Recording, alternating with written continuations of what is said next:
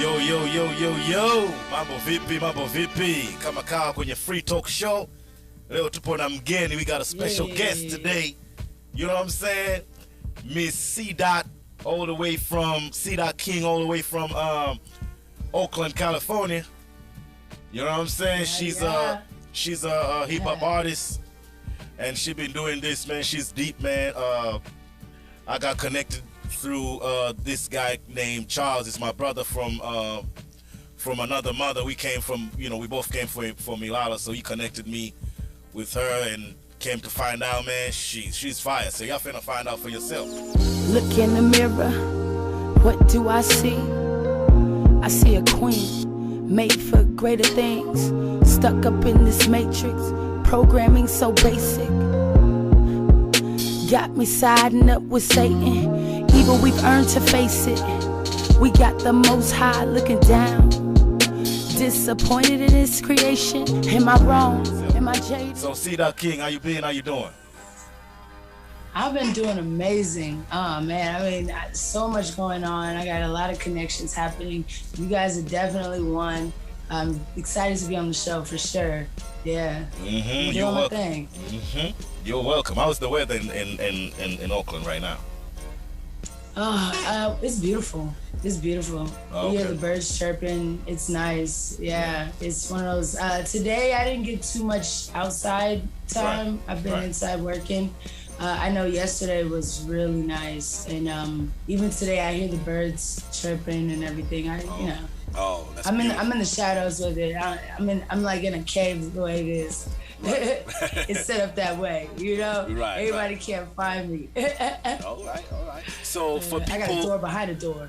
oh shit, that's you got a door behind the door. Okay, that's what's up. So for people who don't know you, for the first time, I'm talking about especially the Tanzanian community, African community. You know what I'm saying? For people who don't know you, I'm talking about because this show goes far, all the way across the ocean to the motherland.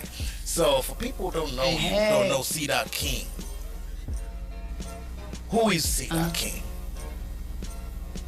Man, that's like a question that is one, but the answer is so like.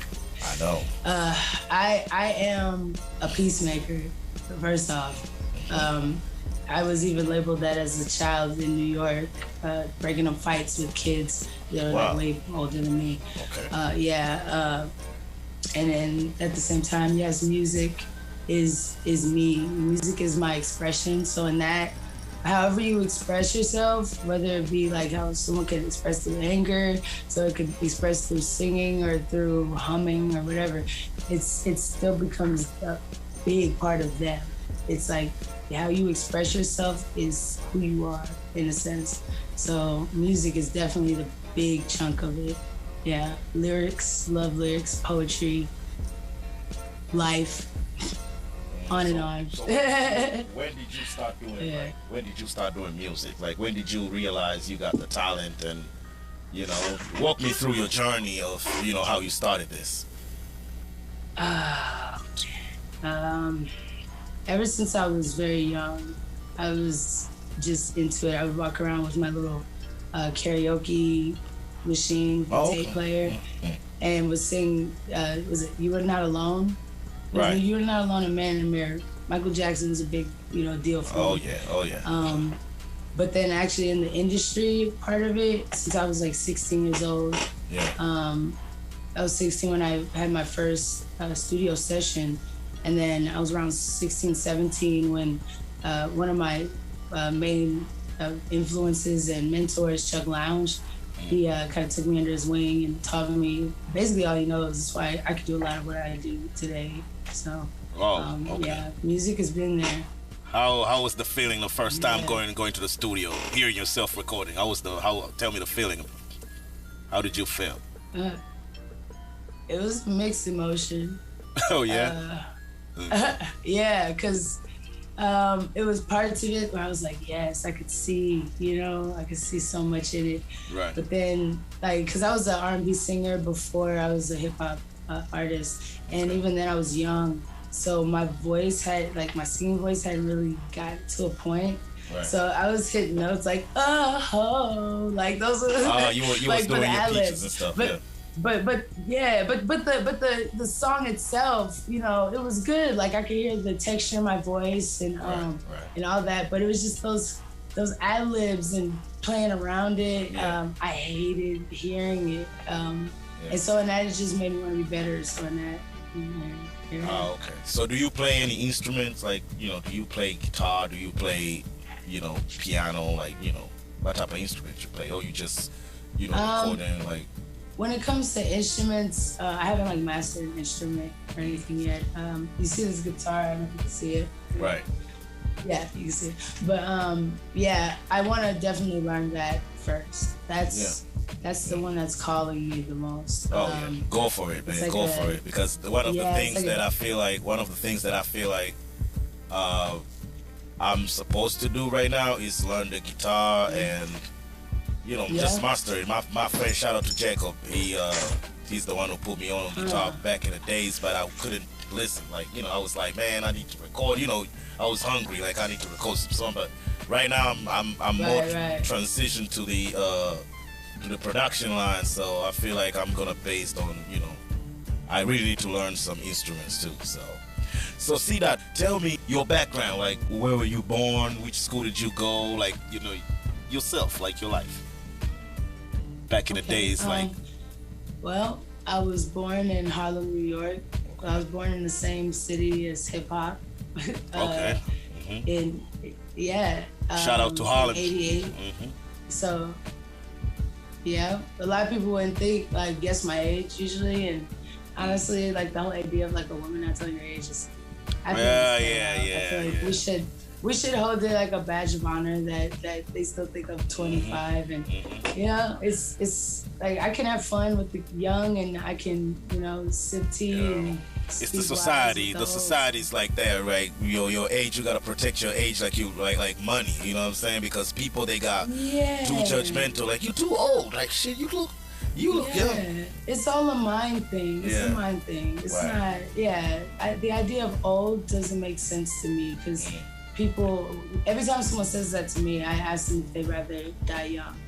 And they usually just stop. They stop and look up, and they be like, and that's what you're begging for. Like, manifestation is real. Manifest your life, you know? And if you're constantly saying, I don't want to be old, I don't want to be old, and then you consider 30 old, then you're not really manifesting a long life. Right. Know, so you was born in wisdom. In Harlem, and then you, in Harlem, New York, then you moved to California? Yep. When did you move to California? California, I was 7 years old. I actually came out here for a summer, and it was to visit my aunt. And I called my mom up one day and told her I wasn't coming home. Why? And I was very, I guess, influential as a kid. Because she packed up and moved her and my sister and our stuff to Cali. And that's how we got here. I was raised in Fremont, not Oakland, but Oakland is definitely the feeling of home that I missed, you know, not growing up in New York. Yeah. Okay. Man, CDot King, man. Yo, Masela Bongo, mnabidi mumtizame CDot King. Aisee, anafanya kazi, ana rap. Huyu dada ni balaa, au sio bana? Anapiga sana show, ila ndo hivyo bado the underground, lakini sio underground kihivyo, unajua. So basically what I was telling them, like, they should check you out. You know, you're not in that mainstream, like, you know, but you underground, for real. Like it's not. Yeah, I'm rocking the underground. Yeah. That's where earthquakes come from. And you know, I have another definition. I have another definition for underground right now. I feel like. Yeah, what's that? I'm an underground to the industry. See what I'm saying?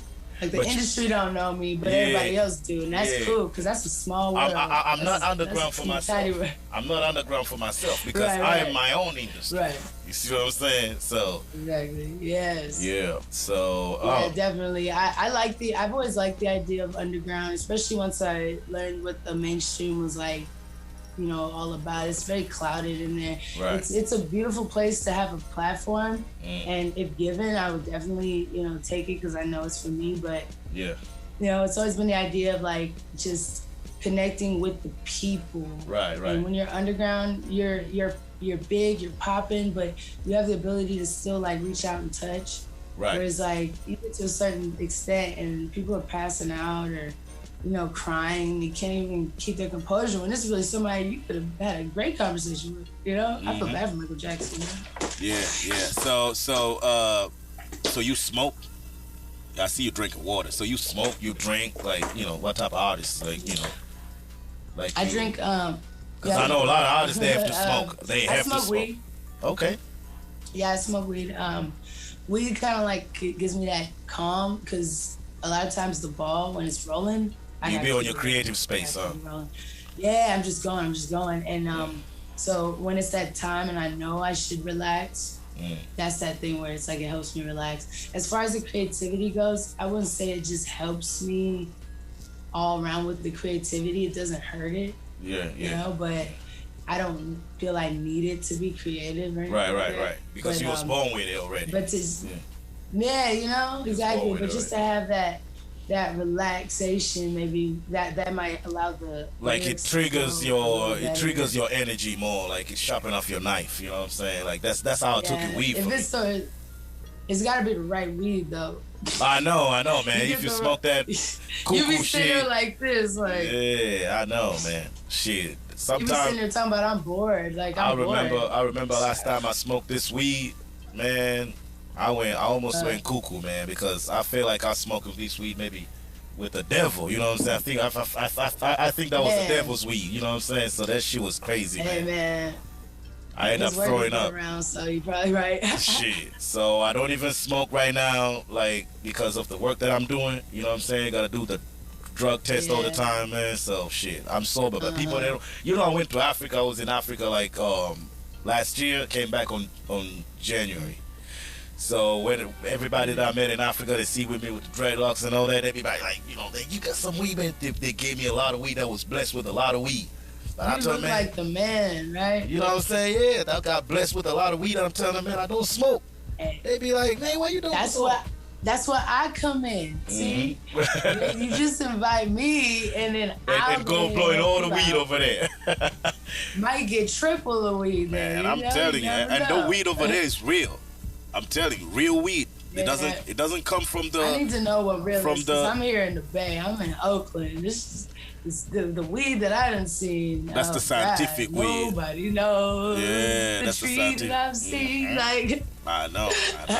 Yeah. Man, I just see people really go nuts off that. Yeah. So CDot King, what about your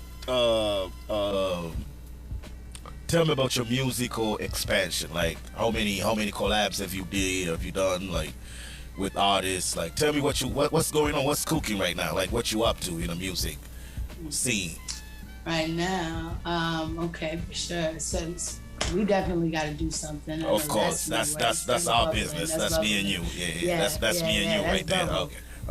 It's sad. You asked me. That's our business. You asked. So no, but no. Like all jokes aside, I don't really do a lot of collaborations with a whole lot of artists out here. I have at one point been very open, and it's always been kind of like usually in the studio. The studio is kind of like a hangout thing for people. Right. It's not in the same. They're not in the same realm as me when it comes to just taking it seriously, trying something new maybe that you haven't done on the mic before versus staying in that closed place. But aside from just creativity, it's more like a vibe thing, you know? I kind of let it happen. I learned not to force it and not to be like, oh, let's do this, you're dope, let's do this. You know, it's like, why? Yeah. If it happens, it happens. And in doing that, I've had I have a song called Energy that's out on Spotify. And that is featuring an amazing producer / artist, which I put him as 7 in there, and he has so many names that I just literally showed it to him and he said, okay, that's fine, I don't know. So that might have to get corrected later, but he goes by he goes by a few names out here in Oakland, produced for a lot of mainstream and Oakland underground, so. Right. being So free you got a mixtape album or something like that? Like how many albums or mixtape have you done so far in your career? I've been focused more on singles. Oh yeah. It's more of a push for me because it's been so long in my career and I hadn't released anything. Right. And usually it's because I'm under a wing of someone where whatever I'm releasing is kind of in their realm. It's not what I could fully do. Oh, so you signed? Like, are you signed? No.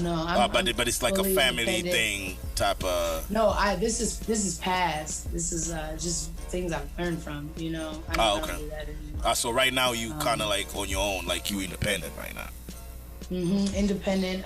But you have a click. Still, like I said. But you have a click. Yeah, okay. definitely. All right. Definitely. Yeah, definitely. Working with select producers, select marketers, select minds, you know. Right. Same here, man. I was away from the That's music industry for almost 7 years. I'm trying to get back, you know what I'm saying? But I'm trying to get back and with different, you know, style. Like I'm trying to. Yeah. You know, I feel like I'm trying to be like an octopus, you know, where I gotta have different hands. So you definitely got the octopus thing going on, but it's like swagged out to the fullest.